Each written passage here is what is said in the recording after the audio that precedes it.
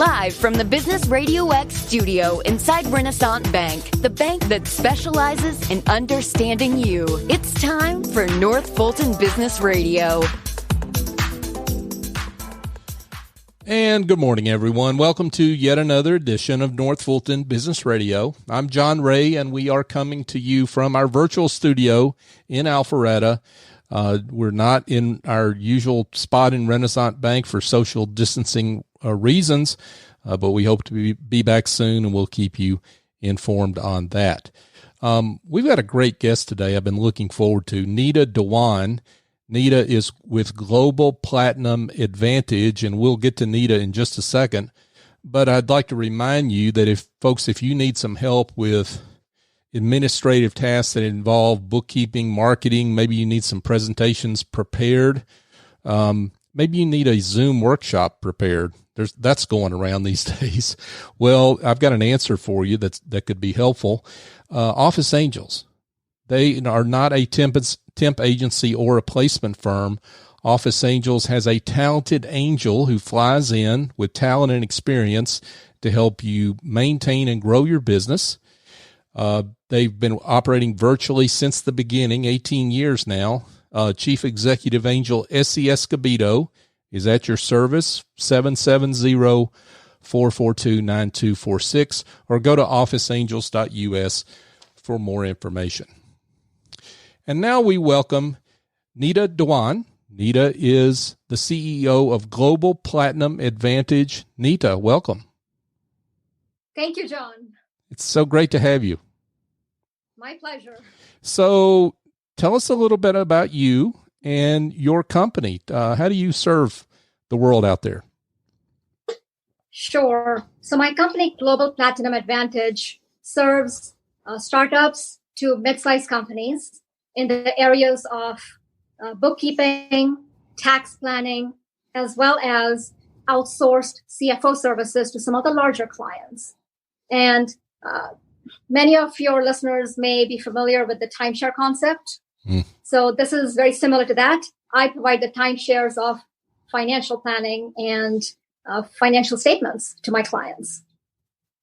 The other piece of my business is the executive Yogi, where I provide trainings to companies and groups of individuals on how to balance stress in life and strive to be very successful in both your personal as well as professional life. Wow. So you provide, you're very unusual in a good way, I mean, because you're really after the complete rounding out of the entrepreneur and their business, right? Absolutely. I'm a big believer that unless you conquer your mind, your body, and your spirit, you can't conquer the world, which is the world of business. So you've got to know who you are as a person. And once you control that piece of it, you can easily control the success of your business as well as your career. Well, I'm going to conclude this interview so I can hire you and let's talk. But no, seriously, that's a problem for most people. So, I mean, most entrepreneurs, because they spend generally way too much time on their business per se, not enough time on themselves. Let's let that float out there for a second, but let's talk about the CPA, the outside CFO part of your business, I should say. And let's talk about the current environment that business owners are working in, the COVID-19 environment. What are the priorities that you see for business owners right now? Yeah, great question, John. So, a lot of the businesses were shut down for some time. Many of them were operating at a very small capacity. So we know that all businesses have been hurt financially to some extent. The government has come up with many different plans to basically help these businesses and be able to sustain over the next year. Some of the things that I do want to point out are great programs that if people aren't aware of, they should certainly talk to their CPA or tax person to take advantage of some of these. So, in the news, we have heard about the PPP, which is a Payroll Protection Act. We've heard of the EIDL loans that are available, but there are so many other things that have not been talked about in the media yet. So, for example, if I'm an individual, I'm not a business owner, and I'm an individual who is hurting right now, what are my options? One of the things is that you can dip into your 401k and you don't have to pay it back for 2.5 years. So if you're deciding between, do I charge my living expenses on a credit card versus pulling my 401k, I would recommend people go for the 401k because it's your money.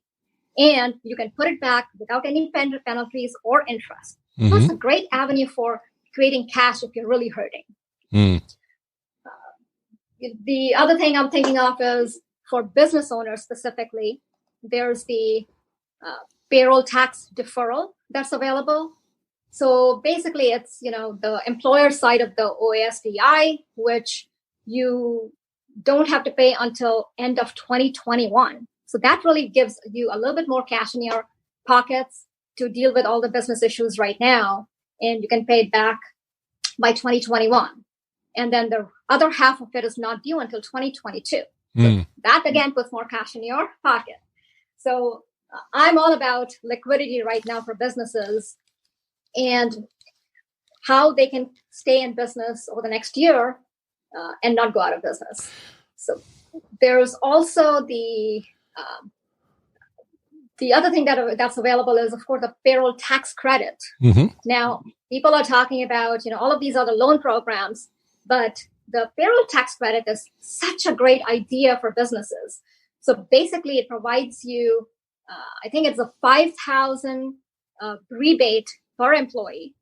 So for a small business that has about 10 employees, John, that means 10 times 5, that's $50,000 in cash that they can get back to put back into their business right now. The other thing people need to be aware of is that if you are a retailer or you're selling products and you have a sales tax registration, many of the jurisdictions have provided a deferral. Most of the deferrals were for your March and April tax filings and payments, which were due actually this month, May 20th. So if you haven't yet paid that up, now is the time to go ahead and do that. So these are some of the different avenues, John, that are available, which are outside of the general PPP loans that people are talking about, as well as the EIDL, SBA business loan. Well, one thing, Nita, is I talk to business owners. There seems to be some confusion in some of these plans about the difference between forgiveness and something you got to pay back or something that's getting deferred. Right. So just because it's getting deferred does not mean you don't have to pay that obligation, right? Like, for example, the payroll tax deferral, right? Right. Yeah. All that deferral means is that you don't have to pay it today, but that obligation doesn't go away. You still have to pay back at some future time in the future.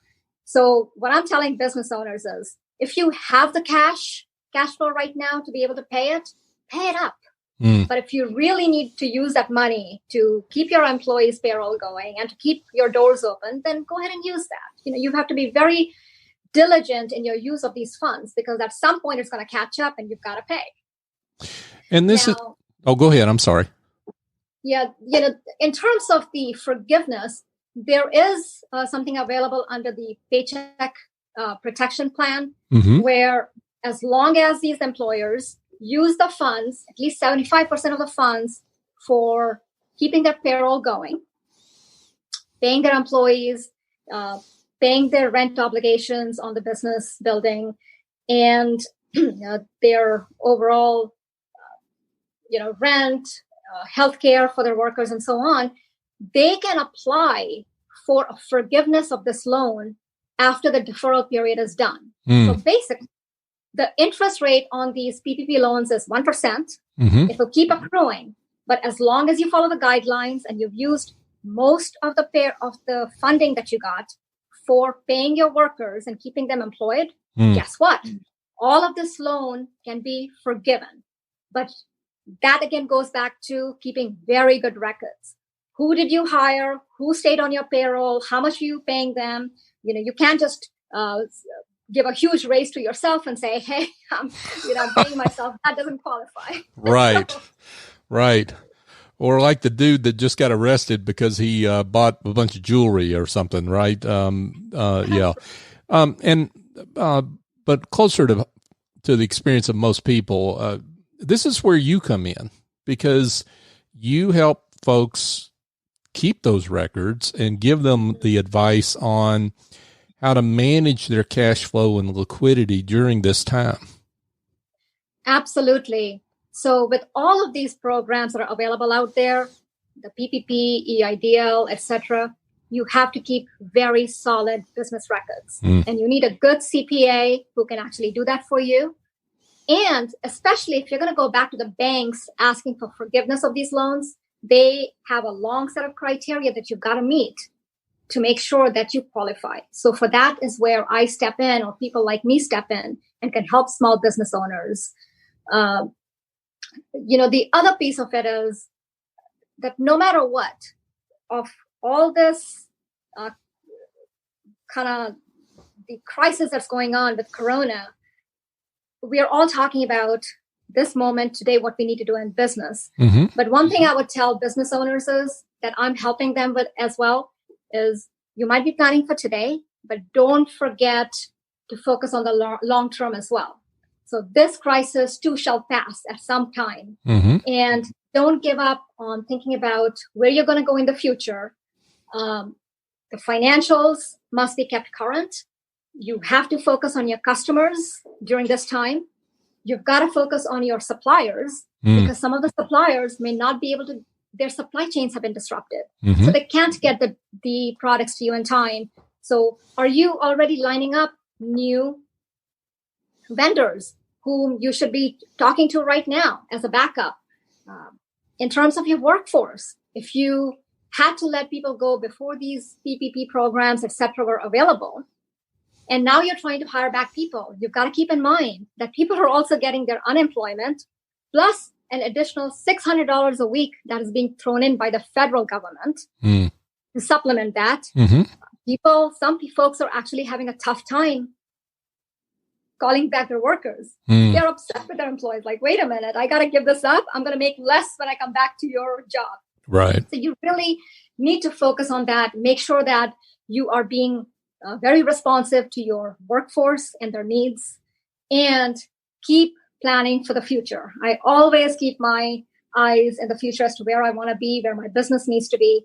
And you got to navigate through this crisis, and you will all come out of it, hopefully good in the future. Folks, we're here chatting with Neeti Dewan, and Neeti is the CEO of Global Platinum AdvantEdge. So I'm curious, Neeti, in your practice, the kinds of companies that you work with, who's a good fit for you? So a good fit for me would be from startups all the way up to 80 million in revenues annually. So this group of businesses have very unique needs in terms of their financial statements, in terms of their funding necessary, as well as just from a business planning standpoint, very unique needs. So that's kind of my niche where I step in and help these companies. And I'll give you an example, John. So I was talking to one of my clients about a month back. They were hard hit with this COVID. And so we took a pause and said, let's look at every avenue of creating cash flow for us. So we looked at their accounts receivable, and we realized that there were some couple of large customers who had not paid them for quite some time. So they started doing the outreach to those clients, and guess what? Those clients actually paid them. So it was cash in the pocket immediately. The other thing that they did was, this is a large client who had been paying certain excise taxes and sales taxes in many different states. So I came in and looked at all their tax filings for the last 4 years and started looking for loopholes, started to see, is there an opportunity to get some of this tax back? And guess what? Found a certain exemption in the statute, which the client was not aware of, and which most people are not aware of. And they had paid tax to their vendors on this. Huge purchases over the last 4 years. I applied for the refund for them, and my client is getting back $630,000 very soon. It's money that they were not expecting. It's money that they paid in. And so I always tell people, take a look at your sales taxes that you paid. Did you really owe them? Because sometimes vendors don't know if you're using it for exempt purposes, what you bought. Right. Maybe you're an exempt entity. And so these things got to be very creative during these times to create that cash flow. Sure. Yeah. Absolutely. And I'm glad you mentioned that, because that's an awfully intelligent way to think about it, because there are a lot of tax credits, a lot of tax opportunities that have look-back provisions, right? And that people maybe have not taken advantage of, that they need to check out, right? I mean, talk a little bit about that. I mean, and specifically for those that don't know what look-back is. Sure. So, with taxes, there's a statute of limitations. So as long as you're filing a tax return every year, the statute stays open for about 4 years. So that means that you as a taxpayer can go back and claim refunds of any overpayments that you might have made. But on the other hand, the government, the IRS, and the state taxing jurisdictions can also come back and audit you for those 5 years to see if there was a deficiency and that you might owe more taxes.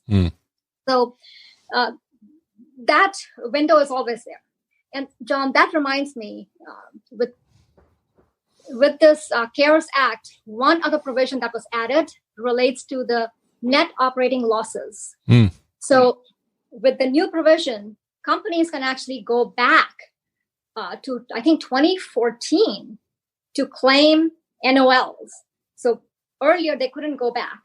So if you had taxable income in the past periods and paid income tax on it, now, if you had a loss in 2019, you can go back. If you have a loss in 2020, you can go back to those years, and you can actually get money back as a tax credit on the income tax that you've already paid. So those are the things that you really should be looking at and talking closely to your advisors who can help guide you in these very technical and messy areas. Sure.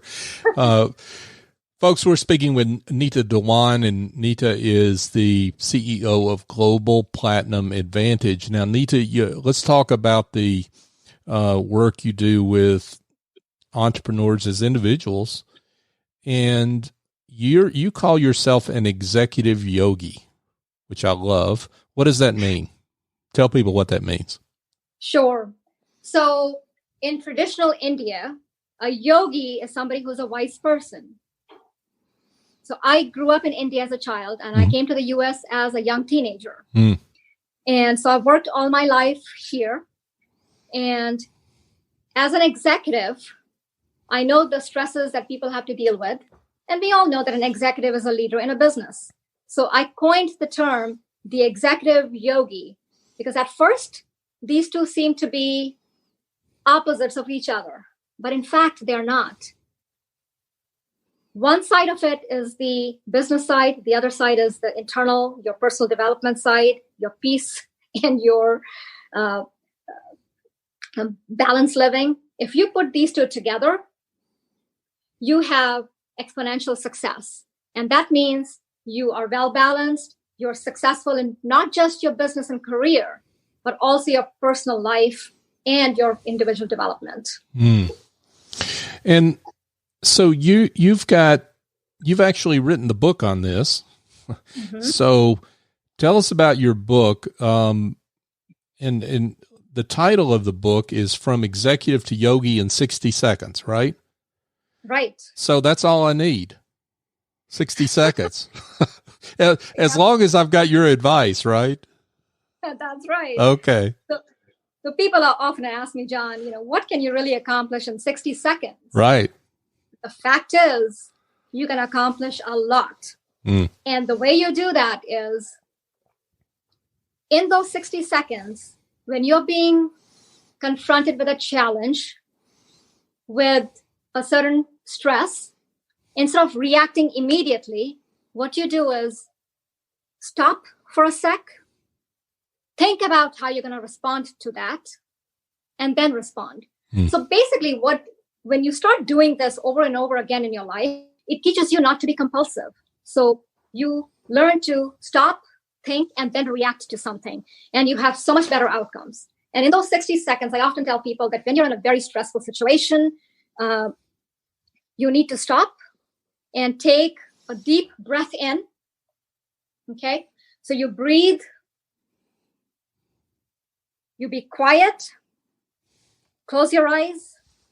Open your eyes. Breathe out and smile. Now, that may sound kind of silly, but honestly, I've worked with lots of people, and this simple technique of breathe, be still, and smile does wonders. So, well, a couple reactions to that. I mean, one is, this is not a Western thing. So, because we're trained in the West to go, hard 100 miles an hour all the time, right?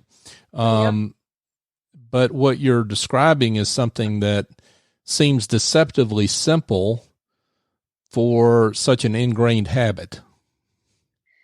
True. So here in the West, we are taught to go gung-ho, go after what we want, keep pushing hard. But a lot of folks in business, have been doing that for a long time. And we know that it's not working. Why is that? When you talk to business folks, they are stressed most of the time. They don't have time to spend, take vacations, spend time with their family, or have meals by sitting down with their whole family, which is so important. So we know that our traditional way of just go, go, go, go, go, push, push, push, push, push, doesn't work in the long run. So when we learn to take control of our mind and our body, it also allows us then to take control of things that are external to us, which is other people, difficult people we run into, customers, clients, and of course, dealing with things like what's going on today, the coronavirus, which none of us expected. Sure. And it allows you to become resilient. And coronavirus also, it does not spread on its own. It needs our cooperation, right? Right. If we don't give it our cooperation, which means we take care of ourselves, we do some social distancing, we make sure that our employees are safe when they return to work by giving them the right protective equipment, gloves, and so on, and making sure that we don't pack up our places of business and give enough distance to clients. That will allow us to be safe and keep our employees safe, and in turn, keeping ourselves safe. So I always say you have to learn to cooperate, whether it's with a stress outside of you or cooperating with your mind, because our mind is very deceptive. You've got to learn to take that quick 60-second break, think about what we are going to do, how we're going to react, and then react. Makes a huge difference. And if we all learn to do that, this would be a much better place. Sure. Now, Neeta, you talk a lot about stress in your book and in your practice. So how has stress management changed in a COVID-19 world? Is it the same? Because or there are different techniques that you teach people? Sure. So, stress has always been around.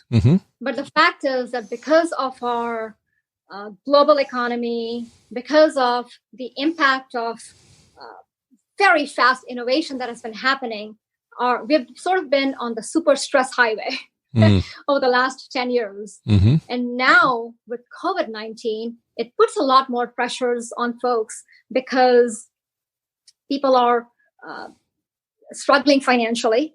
So that's a real concern for people.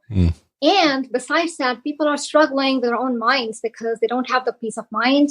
They are stressed out.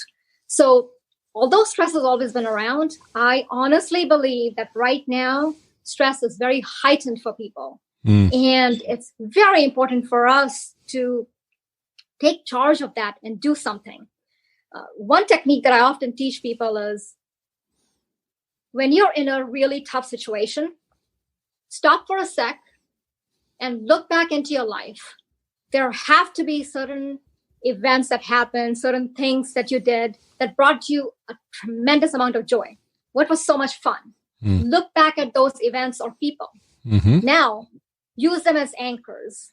Anytime you get stressed out, go back to those 3 anchors in your life.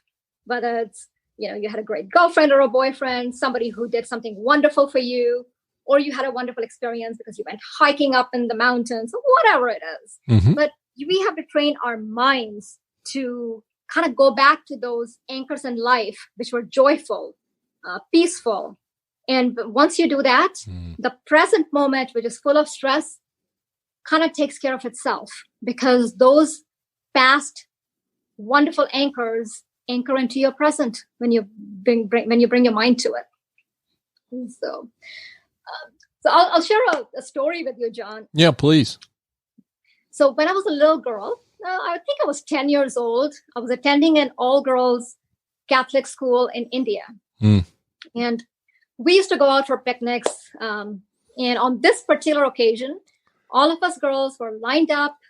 We in our uniforms, in a line, heading out towards the local village for a nice picnic. So as we are going, I had a basketball in my hand, and I loved playing basketball. And I was kind of throwing the basketball back and forth, dribbling it, enjoying it. And then all of a sudden we heard some of the villagers shouting out loud. And they said, the crazy person is here. Everybody run, take shelter. And I had no idea what was going on. So the nuns in my school, they were scattering around. The girls were scattering. People were pulling them into the local huts to keep them safe. And when I looked back, I realized that there was a wild elephant on the run. It was speeding towards us. So now as all the other girls are running, I somehow was stuck and mesmerized like a deer with headlights. I was just looking at the elephant and I just stood there. Now, as the elephant got closer to me, it stood close to me, stayed into my eyes. I'm staring back into the elephant's eyes. And I don't know what came over me. I took that basketball and wham, I hit it right on its head. And now the elephant starts running and bellows, and I'm running and I'm running and I'm running, and I'm scared, senseless, and I'm running away. And then finally, I don't hear the footsteps anymore of the elephant. So I turn back and I see that somebody had harnessed the elephant and was holding on to them. So the reason I bring up that story is many times in our life, the external events that are going around us, the stressors that we are surrounded by, whether it's business stresses, family stresses, and so on, they're kind of like that crazed elephant, right? Right. We think that that elephant is outside of us, or those stresses are outside of us. But truly, it's what's going on inside our head that matters at that time. As long as we can control those stressors in our mind and align ourselves with our mind and body and learn to take that gap of 60 seconds before we react, kind of what happened to me when I stood there for 60 seconds staring at the elephant, we can really harness all our stresses and kind of turn them around and learn to react very positively to them. If not positively, at least react in a well thought out manner rather than being crazy about it. So, wow, that's a great story. Although I might be, if I'm your client and I see you coming at me with a basketball, I might be a little scared, but I'm just joking with you. But no, that's a great metaphor, because there's so much in our lives that creates noise and distraction that is really not inside ourselves. It's really outside ourselves, but we don't recognize the difference, right? Yep, very true. Very true. And, most of us wear our busyness and our stressed outness, as I call it, as a badge of honor. Oh my God, I am so busy. If somebody asks, oh my gosh, I am so stressed out. As if that's a badge of honor. Wow, I'm doing so much. Look at how much stress I'm carrying. That's not right. In terms of that, we're almost reacting compulsively. We're compulsive busy, and people think that they're enjoying it, but that's not really true. It takes dire effects on your stress, on your body, on your family who's around you. They can all feel that stress. Now, if we just stop and take that gap between the thought that we had and what we're going to do, it allows us to really focus on the results that is going to be created by the actions that we take. So then we become more thoughtful about those actions that we're going to take. What I'm going to do today, how will it affect my employees? How will it affect my business and its growth? How will it affect my family and my friends? How will it affect my personal relationships? And honestly, when we are all done with this life, when we look back, that's what is really what's going to count. It's our legacy. Right. Sure. I focus a lot on helping my clients in these trainings on creating that legacy for themselves and for their businesses.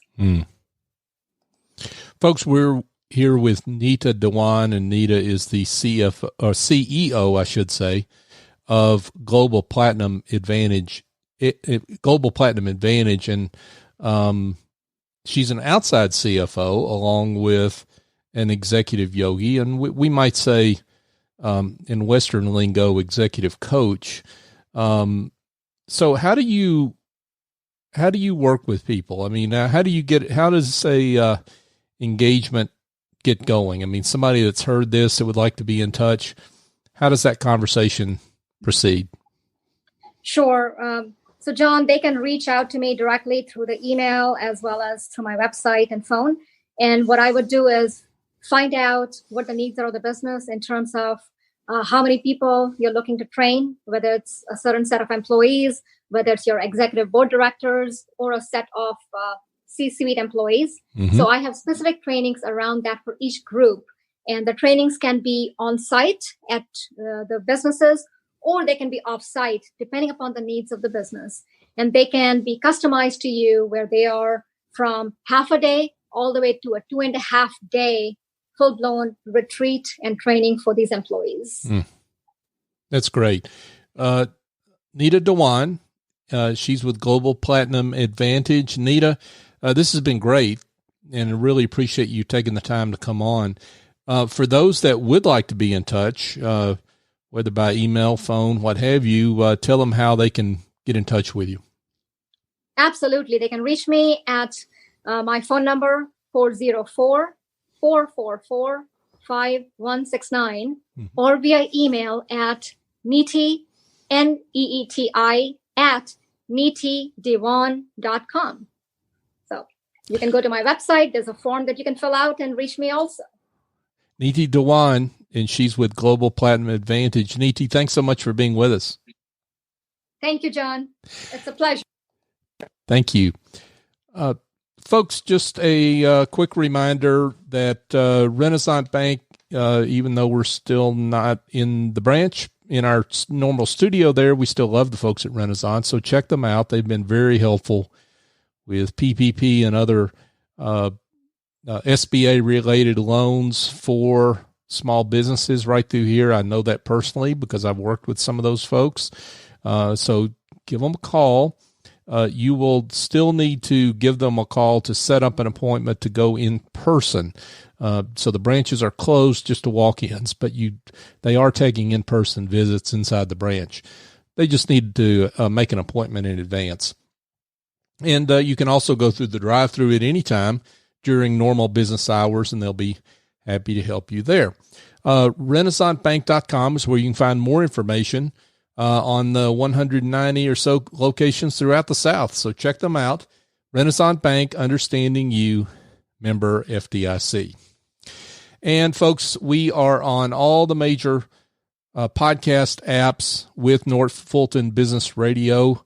You can check us out on Apple Podcast, Google, Stitcher, TuneIn, Spotify, iHeartRadio, YouTube. We're on all of them. So just check us out there. And also you can go to northfultonbusinessradio.com and find our archive of shows. We're now 4 years old. So we've been around a while. So we've had over 500 guests, great business leaders like Neeti who have been with us over those years. And check us out on social media. Connect with us there, Twitter, Facebook, or LinkedIn. We're at North Fulton BRX. So for my guest, Neeti Dewan, I'm John Ray. Join us next time here on North Fulton Business Radio.